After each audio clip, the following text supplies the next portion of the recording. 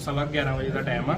घरे आए ही अमृतसर तो पिंगलवाड़े कहते असीं आए सेवादार तो सानू कपड़े दिओ पुराने, ठीक है जी। तो माता जी कल्ले ही घरे तो उन्होंने कहा भी कपड़े दो। मम्मी कहते चलो मैं देखते हैं कपड़े। तो कपड़े अंदर देखणगे मगर ही वो आ गए उन्होंने कोई चीज़ संघाई आ तो माता जी बेहोश हो गए। तो ना लोबी दे विच फ्रिज पई ही उत्ते रखिया ही 33,000 रुपया जी।